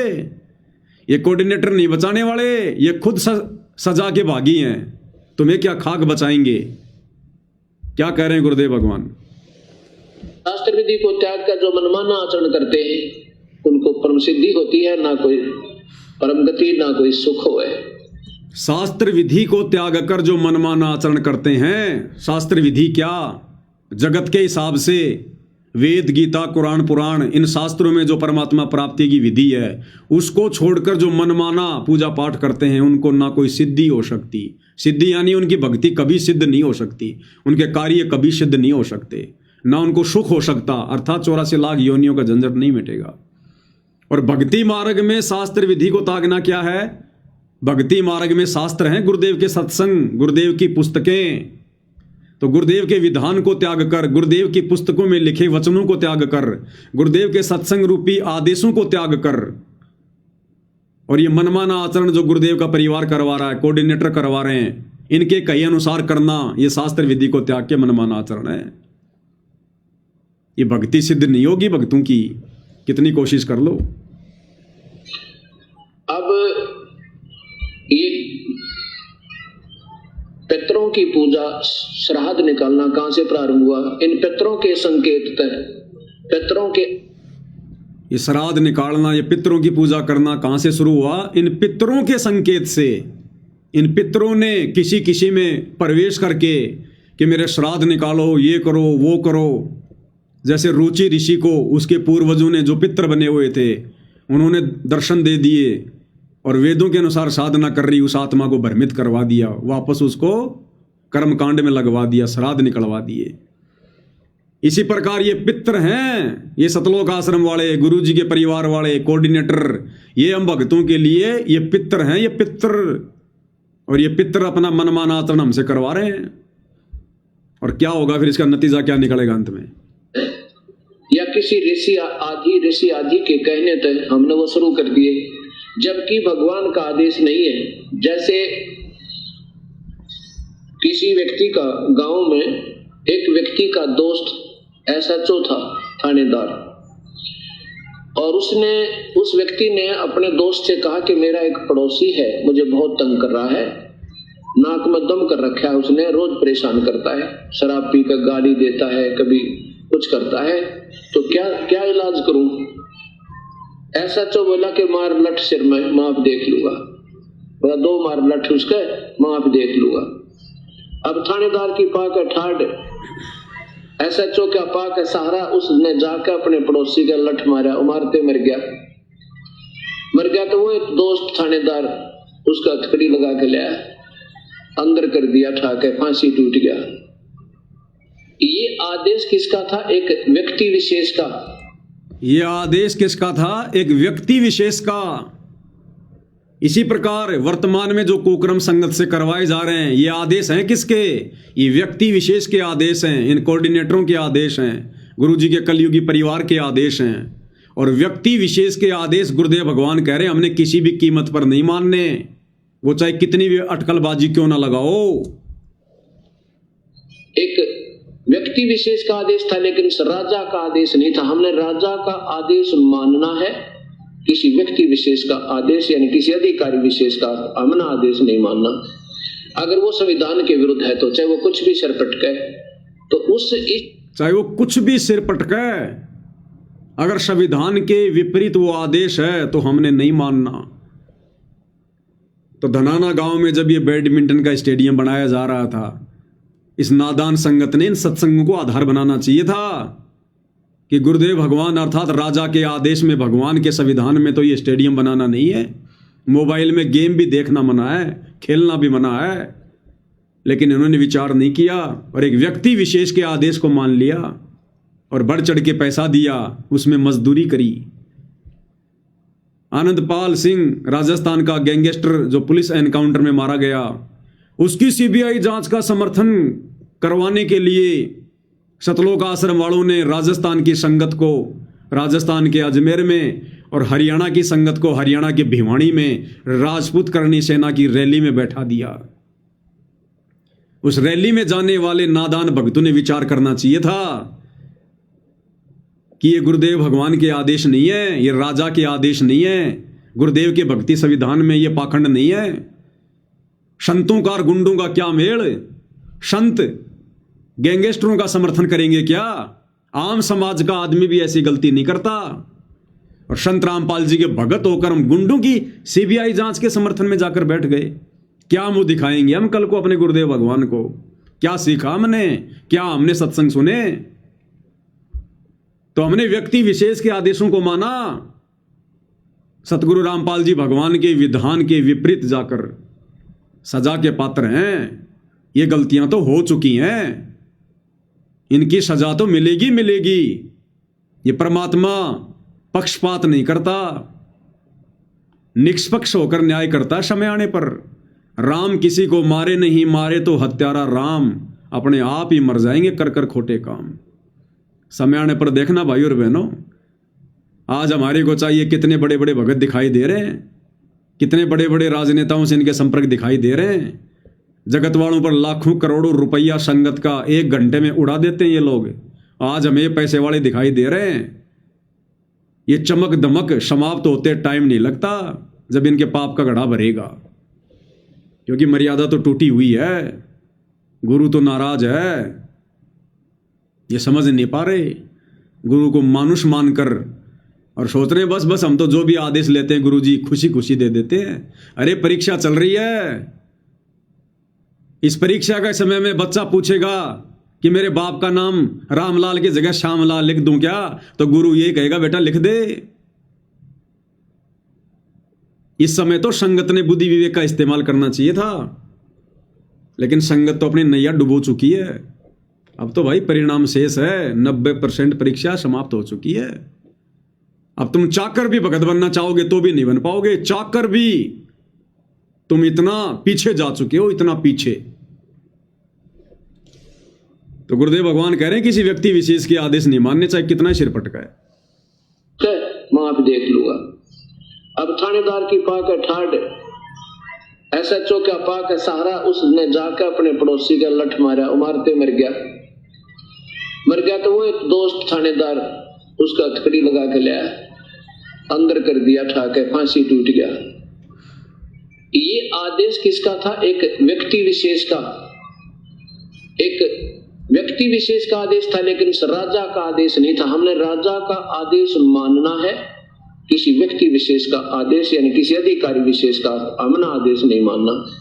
अगर वो संविधान के विरुद्ध है तो चाहे वो कुछ भी सर पटके, तो उस इसी प्रकार जैसे ही दास आपको दिखाएगा एक मार्कंडेय पुराण, किसी व्यक्ति विशेष का आदेश नहीं मानना, अगर वो राजा के विधान के खिलाफ है तो चाहे कितना ही सिर पटकाए। तो ये आश्रम वाले जब इनका कोई आदेश नहीं मानता है तो ये सिर ही तो पटकते हैं। तुम्हारा पीला पर्चा निकलवा देंगे, तुम्हें गुरुद्रोही घोषित करवा देंगे, तुम्हें आश्रमों में नहीं घुसने देंगे। ये होता है सिर पटकना, यानी जबरदस्ती अपने मनमाने आचरण का लोगों को हिस्सा बनाना। तो गुरुदेव कह रहे हैं वो चाहे कितना सिर पटका है, अगर तुम्हारे गुरु के विधान के खिलाफ वो कार्य है, तुमने सहयोग नहीं करना, चाहे कोई जी भी हो। गुरु के अलावा सब व्यक्ति विशेष हैं, व्यक्ति विशेष। तो हम सत्सेवक भाई बहन जीत में रहे, जीत में। और ये सारा का सारा श्रेय पूज्य गुरुदेव भगवान को है, जिन्होंने हमें सद्बुद्धि बख्शी, जिन्होंने हमें सद्बुद्धि बख्शी। क्योंकि हमने गुरु के सत्संगों को भगवान माना, गुरु की गैर हाजिरी में गुरु जी की पुस्तकों को हमने भगवान माना, उन पुस्तकों में लिखे आदेशों को हमने सर्वोपरि माना, सत्संगों में दिए गए आदेशों को हमने सर्वप्रथम माना। किसी व्यक्ति विशेष के आदेश नहीं माने हमने।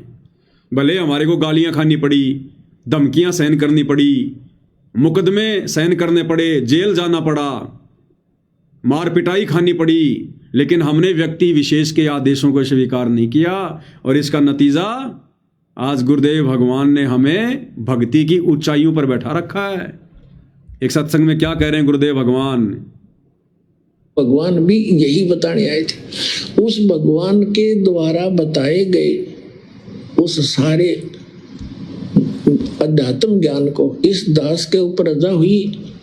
ये सत्संग सुनाए, सदग्रंथों से वो प्रमाण निकाले और वो आप तक पहुंचा दिए। तो वो भगवान ही समझो, वो पुस्तक आपके पास उस मालिक का संदेश है। वो पुस्तक क्या है?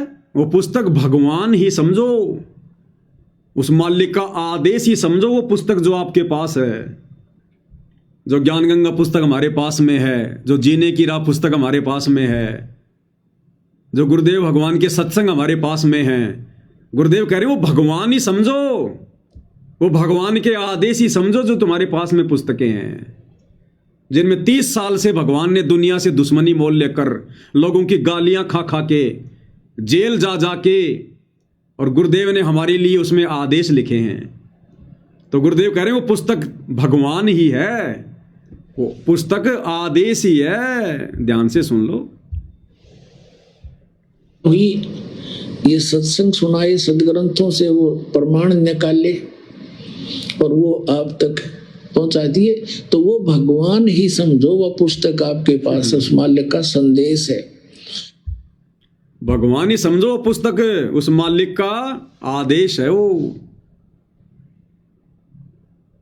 तो हमने क्या भगवान के आदेश माने? हमने क्या, हमने सत्संग सुने?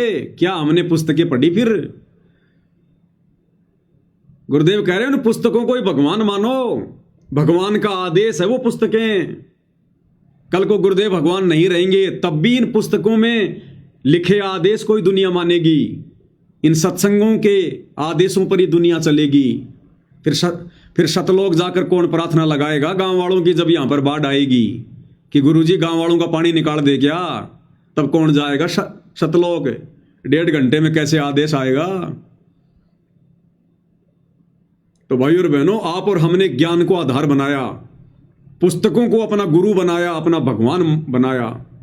इन पुस्तकों में, सत्संगों में छुपे आदेशों को, गुरुदेव की मर्यादाओं को हमने सर्वोपरि माना। इसलिए आज गुरुदेव भगवान हम सत्सेवकों को अपने गोद में उठा के चल रहे हैं, अपने गोद में उठा के। हमसे जरा भी मर्यादा में त्रुटि नहीं होने दे रहे गुरुदेव भगवान, क्योंकि ये समय ही मर्यादाओं में रहकर भक्ति करने का है, गुरु को प्रसन्न करने का है। और काल तो भाई बकवाद करवाएगा, वो तो बराबर की शक्ति है, अपने स्तर पर वो भी बराबर की शक्ति है, बराबर का जोर लगा रहा है। वो दिखाई नहीं दे रहा, लेकिन भगवान से भी ज्यादा प्रयास वो कर रहा है, भगवान से भी ज्यादा चिंता उस काल को है। तो वो कैसे भक्ति करने देगा भाई? वो तो शहर में झाड़ू लगवाएगा, कचरा साफ करवाएगा, दुनिया भर की धूल मिट्टी तुम्हें खिलाएगा, दुनिया का पानी निकलवाएगा, गुंडों की सीबीआई जांच में बैठाएगा, आरक्षणों में बैठाएगा, तुम्हारा समय बर्बाद करवाएगा, तुमसे आन उपासना का हिस्सा बनवाएगा, तुमसे लोगों की धर्मशाला बनवाएगा, लोगों के मकान बनवाएगा, तुम्हारा समय और समाशय बर्बाद करवाएगा, तुम्हारे दान धर्म का दुरुपयोग करवाएगा। वो यही करवाएगा और यही वो करवा रहा है, क्योंकि वो संगत में पूरी तरह से एक्टिव है, एक्टिव। वो सबके सामने प्रकट नहीं होता, वो अपना कार्य दूसरे में गुप्त प्रेरणा करके, कुप्रेरणा करके करवाता है। जैसे वर्तमान में इन आश्रम वालों में कुप्रेरणा करके, कोऑर्डिनेटरों में कुप्रेरणा करके, गुरुदेव के कलयुगी परिवार में कुप्रेरणा करके भली भांति अपना काम निकाल रहा है। और संगत बिल्कुल बेखबर है, पता भी नहीं संगत को क्या हो रहा है, हम किस दिशा में जा रहे हैं। तो भाई और बहनों, गुरुदेव भगवान ने आप और हमें जो सद्बुद्धि बख्शी है, जो मेहर आप और हमारे ऊपर बख्शी है, हमारी ज्ञान वाली आंखें खोल रखी हैं, इसके लिए भाई और बहनों हम गुरुदेव भगवान का जितना धन्यवाद करें उतना कम है, जितना धन्यवाद करें उतना कम। तो भाई और बहनों, हम हर स्थिति में गुरुदेव भगवान के ज्ञान को आधार बनाकर आगे बढ़े, तभी हमारा हित है, तभी हमारा भला है। क्योंकि परमेश्वर ने तो हमें चुन लिया है। अब चुनी हुई आत्माओं की ट्रेनिंग चल रही है। इस ट्रेनिंग में हमने बिल्कुल भी डगमग नहीं होना है।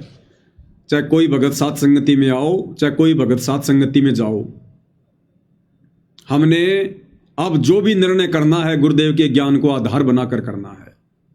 अब ये देखा देखी का निर्णय नहीं चलेगा। अगर किसी ने देखा देखी करी, उनकी भी वही दुर्गति होगी, फिर जो दुर्गति इन आश्रमों से जुड़ी संगत की हो रही है।